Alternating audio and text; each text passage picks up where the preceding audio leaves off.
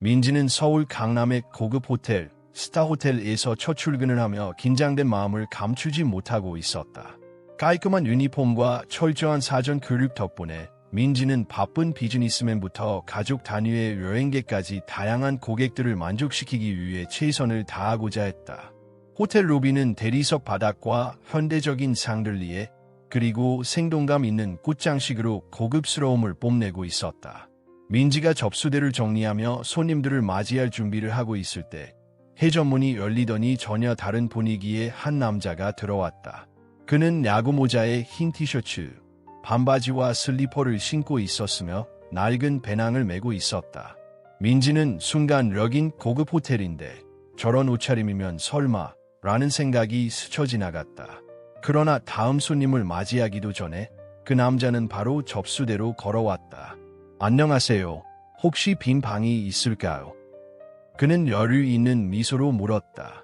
민지는 놀라움을 감추며 차분하게 대답했다. 안녕하세요, 고객님. 저희 호텔에는 몇몇 빈 객실이 있지만 스타호텔은 정중한 복장을 권장하고 있습니다. 남자는 전혀 당황한 기색 없이 평온하게 말했다. 제 복장 때문에 제가 묵을 수 없다는 말씀이신가요? 민지는 주변을 둘러보며 설명을 덧붙였다. 여기 계신 다른 고객분들을 보시면 아시겠지만 모두 격식을 갖춘 복장으로 오셨거든요. 티셔츠와 슬리퍼는 이 호텔의 분위기와는 맞지 않습니다. 그러자 남자는 짧게 웃으며 평온하게 대꾸했다. 그러면 정장 차림이 아니면 자동으로 거절당하는 건가요? 민지는 단호하게 답했다. 말씀드리자면 저희 호텔은 고객님의 스타일과 품격을 고려한 서비스를 제공하기 위해 그런 규정을 두고 있습니다. 주변에서 작은 웅성거림이 퍼지던 중 한 부부가 낮은 목소리로 서로 의견을 나누기 시작했고 남편은 의심스러운 눈초리를 그에게 보내며 정말 괜찮은지 확인해보자고 말했다. 남자는 여전히 미소를 잃지 않고 시스템에서 확인해보시면 문제 없을 겁니다라고 덧붙였다. 민지는 한숨을 쉬며 짜증 섞인 목소리로 말했다. 고객님, 솔직히 말씀드리자면 여기는 스타 호텔이지 저가 숙소가 아닙니다. 고객님께서 원하시는 스타일의 숙소를 찾아보시는 게 좋겠습니다. 그때 호텔 매니저인 지영씨가 복도를 지나며 민지에게 다가왔다. 민지는 급히 지영씨를 부르며 말했다.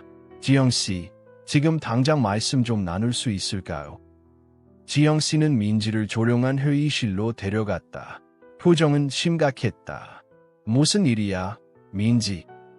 민지는 아직 믿기 어려운 목소리로 말했다. 제가 기준에 맞지 않는 옷차림을 한 고객님을 거절했어요. 그러자 지영씨가 엄중하게 말했다. 민지, 그 고객님이 바로 호텔 주인이야. 민지는 입이 벌어지며 믿을 수 없다는 표정을 지었다. 뭐라고? 그게 무슨 소리예요? 지영씨는 단호하게 설명했다. 우리 호텔의 주인은 바로 가수 싸이, 박재상 씨야. 내가 그분을 모두 앞에서 곤란하게 만들었어. 민지의 심장은 빠르게 뛰기 시작했고 머릿속에서는 후회와 두려움이 뒤섞였다. 그녀는 애써 변명을 꺼내려 했지만 목소리가 떨리며 제대로 말을 잇지 못했다. 저는 전혀 몰랐어요. 그냥 또 한 고객인 줄 알았는데.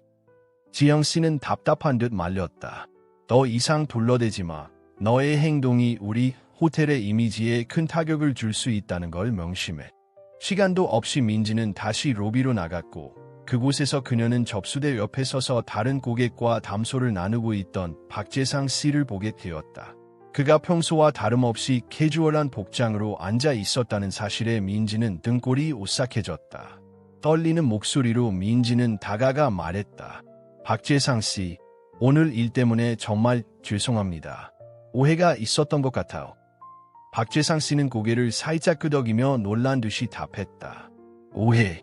내 말이 내가 다른 곳을 찾아보라고 한 건지 아니면 내가 내 복장을 보고 돈을 낼 수 없다고 생각한 건지 말해봐. 민지는 얼굴이 붉어지며 애써 설명하려 했다. 의도치 않았어요. 정말 단지 그때 상황이 그냥. 그러자 박재상 씨는 웃음을 터뜨리며 말했다. 내 말 한마디 한마디가 내 자존심을 건드렸어. 이제 나는 내가 어떤 사람인지 다시 생각하게 됐어. 민지는 더 이상 말을 잇지 못하고 고개를 떨구었다. 그러자 박재상 씨가 조용히 덧붙였다. 이번 일을 계기로 너도 내 태도를 다시 한번 생각해봐. 이런 행동은 내가 매일같이 고쳐야 할 부분이기도 하니까. 잠시 후 지영 씨가 다시 모습을 드러냈고 박재상 씨는 조용히 말했다. 이제 우리 호텔 직원들을 대상으로 한 서비스 교육 프로그램을 만들어야겠어. 민지, 내가 이번 일을 바탕으로 모든 사람을 외모나 신분에 상관없이 존중하는 방법에 관한 교육 계획을 작성해 보도록 해. 아직도 충격에 빠진 민지는 겨우 목소리를 내며 물었다. 그러면 이번 기회가 제가 잘못을 바로잡을 수 있는 기회라는 말씀이신가요?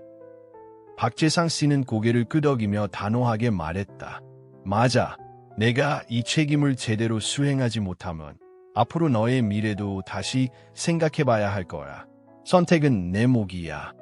민지는 두려움과 다짐이 뒤섞인 마음으로 그 제안을 받아들였다. 이후 며칠 동안 그녀는 호텔 서비스 매뉴얼을 다시 검토하고 직원들과 이야기를 나누며 경험한 일을 바탕으로 실질적인 교육 세션을 진행했다. 그녀는 이번 일을 통해 모든 사람을 있는 그대로 받아들이는 진정한 존중의 의미를 강조했다. 몇 주 후 직원회의가 끝난 후 지영 씨는 민지를 다시 한번 마지막 층에 있는 사무실로 불렀다. 엘리베이터를 타고 올라가는 동안 민지는 떨리는 마음으로 박재상 씨와의 재회를 준비했다. 사무실에 도착하자 박재상 씨는 창밖으로 서울 시내를 한눈에 볼 수 있는 멋진 뷰를 배경으로 서류를 검토하고 있었다. 박재상 씨는 이전보다 한결 부드러운 미소를 지으며 물었다. 교육 프로그램은 어떻게 진행되고 있니? 민지는 자신감 있는 목소리로 대답했다. 정말 잘 진행되고 있습니다, 사장님. 거의 모든 직원들이 참여했고 피드백도 굉장히 긍정적입니다. 박재상 씨는 창가로 다가가며 말했다. 나는 모든 사람에게 두 번째 기회가 주어져야 한다고 믿어. 나도 어려운 시절을 겪었으니까 실수로부터 배울 수 있는 기회를 소중히 여겨야지. 민지는 감동을 받으며 고개를 끄덕였다. 믿어주셔서 감사합니다, 사장님. 그 믿음에 보답할 수 있도록 최선을 다하겠습니다. 그러자 박재상 씨는 민지에게 작은 봉투를 건네며 말했다. 내 노력에 대한 작은 격려야. 계속 멋진 일을 해주길 바란다. 민지가 봉투를 열어보니 그 안에는 승진을 알리는 편지가 들어있었다. 이제 민지는 새롭게 고객 응대팀의 팀장으로서 직원들을 이끌며 모든 고객을 존중하는 문화를 만들어 나가게 될 터였다. 시간이 흐르면서 스타호텔은 단순한 고급스러움뿐만 아니라 따뜻한 환대와 상호 존중의 문화로도 명성을 얻기 시작했다. 민지는 동료들에게 모범이 되었고 이번 교육 프로그램은 호텔 내부에서 좋은 평가를 받으며 다른 지점에서도 도입되는 모델이 되었다. 박재상 씨, 즉 사이 씨는 자신의 경험과 겸손한 태도로 진정한 리더십이란 실수를 통해 성장할 기회를 제공하는 것임을 보여주었다. 결국 모두가 한 가지 중요한 교훈을 얻었다. 진정한 가치는 외모가 아니라 서로를 인간으로서 존중하고 대하는 마음에 있다는 것이다. 민지는 이번 일을 계기로 자신을 되돌아보고 성장하는 계기를 마련했고 사이 씨는 자신의 리더십으로 호텔의 명성과 문화를 한층 더 빛내게 되었다.